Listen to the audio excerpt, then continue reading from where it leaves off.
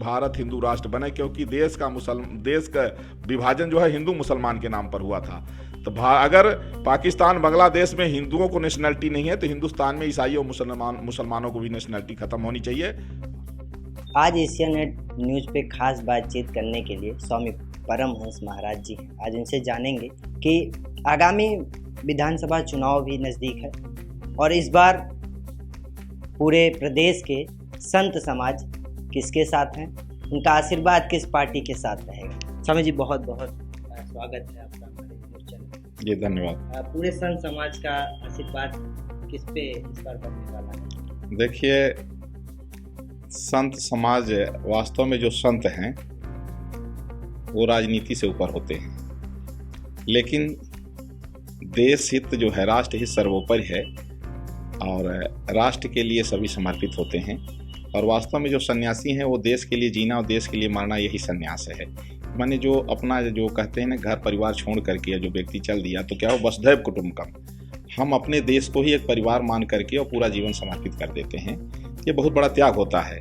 तो संत समाज जो है भारतीय जनता पार्टी के राष्ट्रवाद से प्रभावित है और बीजेपी के साथ में है। और ख़ास तौर पर मुझे लोग तपस्वी छावनी पीठाधीश्वर जगत गुरु परमहंस आचार्य के नाम से जानते हैं। मैं लगातार भारतीय जनता पार्टी का प्रचार कर रहा हूँ, अपने भक्तों से भी कर रहा हूँ, लोगों को यह समझा रहा हूँ कि जातिवाद, परिवारवाद और तुष्टीकरण करने वाली जितनी भी राजनीतिक पार्टियां हैं, ये देश को गर्त में ले जाना चाहती हैं। और देश को बचाने के लिए बड़े काफ़ी समय के बाद में जनता के बड़े पूर्ण प्रताप से मोदी और योगी जैसा नेतृत्व मिला है। तो हमें चाहिए कि हम एक वोट भी इधर उधर न करें, पूर्ण बहुमत की भाजपा की सरकार बने।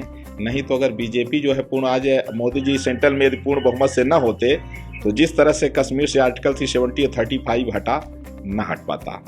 तो इसलिए लोकसभा और राज्यसभा दोनों में बहुमत चाहिए, तब जा करके देश बच पाएगा। और नहीं तो 13 बार भारत के टुकड़े हुए हैं, जो भूभाग भारत से अलग हुआ है वहाँ बहुसंख्यक समाज की क्या स्थिति रही है।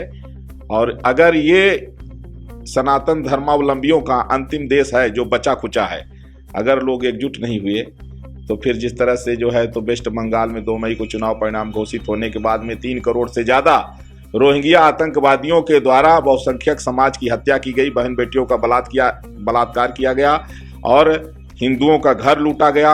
यहाँ तक कि जो पलायन कर गए, घर द्वार छोड़ करके जंगल में जाके छिपे थे, वो हम भी जब राज्यपाल उनका हाल चाल लेने पहुंचे तो रो करके कहे कि क्या भारत के संविधान में बिना इस्लाम कबूल किए जीने का और कोई मार्ग नहीं बचा है। तो ये दुर्भाग्य है।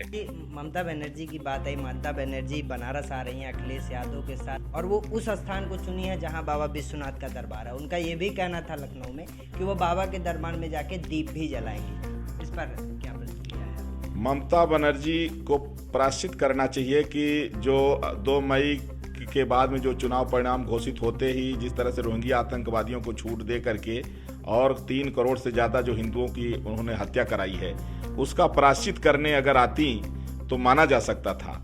लेकिन आ रही हैं वो भी समाजवादी पार्टी के समर्थन में।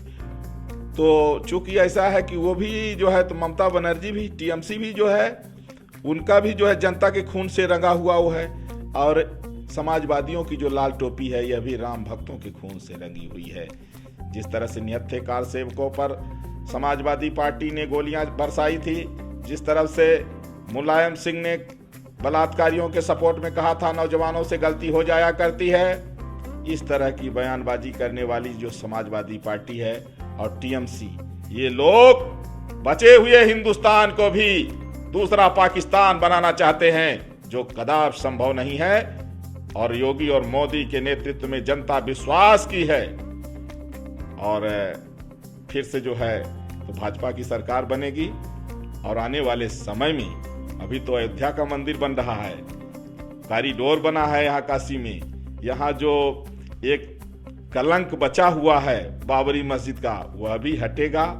कृष्ण जन्मभूमि भी बनेगी भव्य। और जो जिसको लोग तेजो महल है, जो आजकल ताजमहल कहते हैं, इतिहास जो है गड़बड़ कर दिया गया, वहाँ तेजो महल है शंकर जी का मंदिर, वहाँ भी शंकर जी की प्रतिमा स्थापित होगी।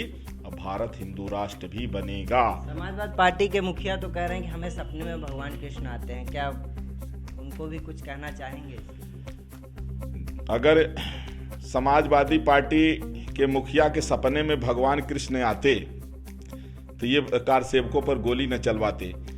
जो निहत्थे कार सेवकों को गोलियों से भुनवा दिया, मर्यादा पुरुषोत्तम भगवान श्री राम की पावन धरा को रक्त रंजित कर दिया, उसके सपने में भगवान कृष्ण तो कभी नहीं आएंगे।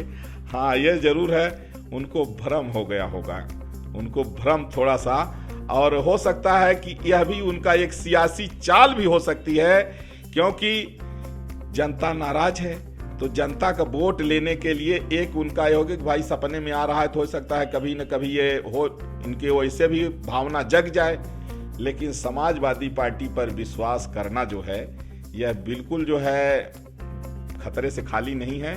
और सपा का जब शासन रहा है तो लोग जानते हैं मुजफ्फरनगर में जिस बेटी के साथ छेड़खानी हुई, जिस बेटी के 2 भाइयों का मर्डर हुआ, उनके परिवार पर मुकदमा लादा गया और जो बलात्कारी थे उनको जो है यही सपा सरकार ने जाकर के और उनको इनाम दिया था।